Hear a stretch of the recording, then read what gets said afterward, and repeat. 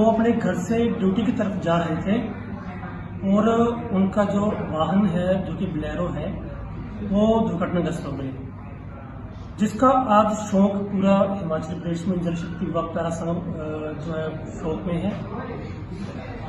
तो इस शोक को आगे व्यक्त करते हुए मैं सर्वप्रथम भगवान से उनकी आत्मा की शांति के लिए प्रार्थना करता हूं और दुआ करता हूं कि भगवान उनके परिवार को हौसला दे और अपना जो दुख है, अपने संघ की तरफ से जो दुख है वो उसको व्यक्त करता हूं। इसके बारे में मैं एक दो चीजें और कहना चाहूंगा कि हमारे जो पैरा वर्कर्स हैं, मल्टीपर्पज वर्कर हैं, वो तो आज शहीद माना जाएगा, उनको शहीद ही हुए, ड्यूटी जा रहे हैं तो उसको शहीद बोलेंगे, वो तो आज शहीद हुए।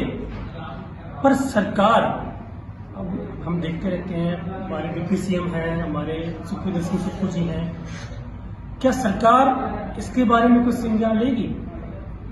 जब से उससे पहले भी कई हादसे हो चुके हैं हमारे पैरा वर्कर्स के साथ, जो कि अब सभी को पता है कि हमारे पिछली बार भी हमारे एक पैरा कर्मचारी जो है वो उनका निधन हुआ था। उसके बाद निरंतर हमारे जो कर्मचारी हैं किसी न किसी दुर्घटना का शिकार हो रहे हैं।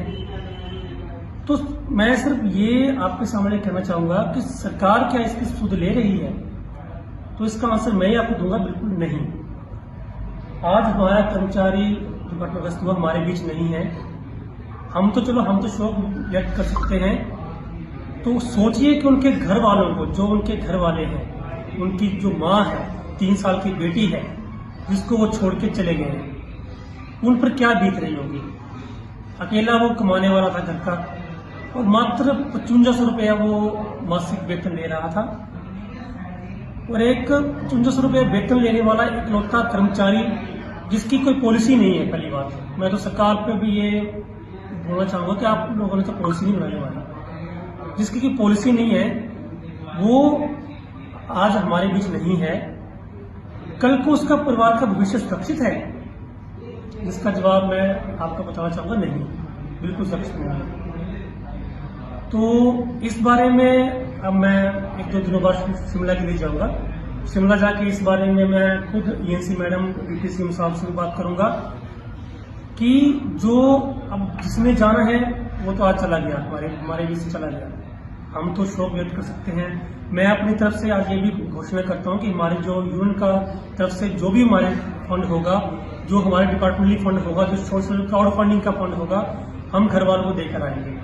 मेरी टीम मेरे साथ जाएगी, मेरे पूरी कार्यकारिणी मेरे साथ जाएगी, फंड दे के आएगी। उसके पश्चात हम इस भाई के लिए हम इतना कर सकते हैं कि हम शिमला जाके ईएनसी ऑफिस में और डिप्टी सीएम साहब के समक्ष जो है भाई का मुद्दा रखेंगे कि अब तो बहुत ज्यादा मुश्किल हो गया है कि कम से कम जो है इसकी जो है वो हेल्प जो है इसके घर वालों के लिए ये चला गया। कम से कम पीछे जो है वो कुछ महीनों बाद या कुछ दिनों बाद प्रोसीजर फॉलो करने के बाद उनकी वाइफ को नौकरी दी जाए, ये मांग रखेंगे हम।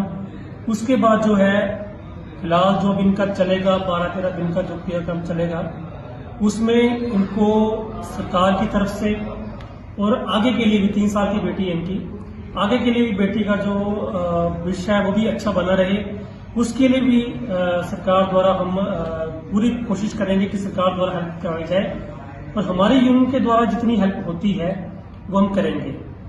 तो ये मैं अपनी तरफ से घोषणा करता हूं कि जो हमारी तरफ से होगा हम इस भाई के लिए करेंगे और जाके आएंगे और हर कुछ जितना हमसे होगा हम करेंगे। अब मैं लास्ट बात मुद्दे की ये कहना चाहूंगा कि देखिए हम लोग जो हैं, मैं साफ बात कहता हूँ, हम लोग आपदा में काम करते रहते हैं। कोई भाई हमारे नीचे गिर के किसी का पैर टूट रहा है, किसी का हाथ टूट रहा है, किसी का क्या हो रहा है, किसी का क्या, अनेकों हमारे साथ घटनाएं होती हैं, पर जिसकी सरकार को कोई सुध नहीं है, कोई सुध ही नहीं लेती सरकार। ना उनको कोई हमसे मतलब है, ना उनको हमसे कोई लगाव है, क्योंकि पैरा पॉलिसी जो है वो उन्होंने बनाई नहीं है। वेतन उन्होंने नाम मात्र दिया है, वेतन का तो पता ही नहीं है कब मिलता है। तो एक शोषण जो हो रहा है सरकार का, मैं आज इसके माध्यम से ये भी कहना चाहूंगा कि आने वाले 10 दिनों के भीतर जो अब आएंगे दिन, मैं तो डायरेक्ट अल्टीमेटम दिया हो कि हम तो हड़ताल पे जाएंगे। जितना भी हमसे होता है हम पूरे कम से हड़ताल पे जाएंगे, क्योंकि और शोषण हम नहीं सह सकते। बाकी रही इस भाई की बात, मैं पुनः अपनी तरफ से, अपनी टीम की तरफ से मैं उनको श्रद्धांजलि अर्पित करता हूं, और जितना हमसे होगा हम इस भाई के परिवार के लिए करेंगे। धन्यवाद।